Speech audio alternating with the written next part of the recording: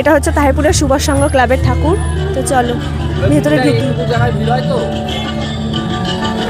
Wow, ভেতরটা দারুণ লাগছে। তোমরা অবশ্যই জানিও যে আমাদের তাহিরপুরের কোন ঠাকুরটা বা কোন প্যান্ডেলটা তোমাদের বেশি ভালো লাগলো। আমার তো এটার ভেতরটা দারুণ লাগছে।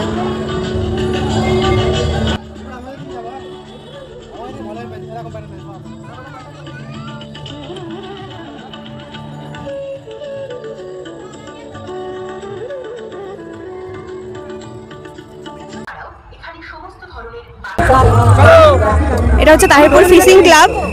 তো জাস্ট দেখো, মনে হচ্ছে পুরোটা গ্রামের পরিবেশ। আর এগুলো সত্যিকারের ধান গাছ মনে হচ্ছে, পুরো মনে হচ্ছে সত্যিকারের ধান চাষ হয়েছে এখানে। এত সুন্দর লাগছে, ভীষণ সুন্দর লাগছে। দেখো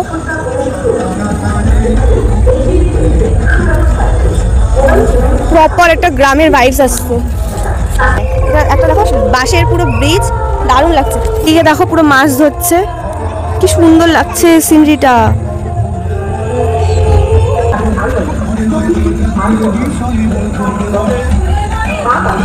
এবার আমরা যাচ্ছি হচ্ছে আমাদের মাটির কালীমাকে দেখতে। দেখো কি সুন্দর লাগছে শিব আর কালীমাকে,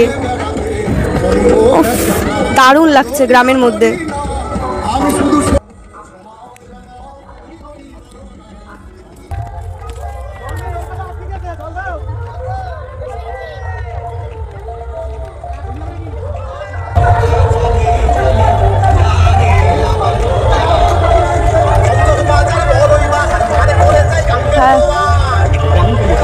পুরো গ্রামীণ, কি সুন্দর। কোলে দেখে একটা বাচ্চা পুচকি পুচকি। আর পুতুল তো সবাই জানে, পুতুলগুলোকে রিয়াল মনে হচ্ছে ছোট্ট একদম বাচ্চা। রান্না করতে করতে ঘুমিয়ে পড়েছে। এখানে আবার পড়াশোনা করানো হচ্ছে, মোটে 2টো স্টুডেন্ট। এখানে আবার ডাক্তার বসেছে, মেডিকেল চেকআপ হচ্ছে।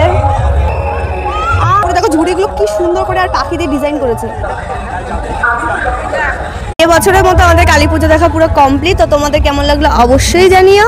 তো আমার তো ভীষণ ভালো লেগেছে। আর আমাদের স্পেশালি আমাদের তাহিরপুরটা কেমন লাগলো তোমরা অবশ্যই কমেন্ট করে জানিও যে কোনটা বেশি তোমাদের ভালো লাগলো। এখন আরও ব্লগ তোমাদের সাথে আমি শেয়ার করতে থাকবো। সো এখনকার জন্য বাই।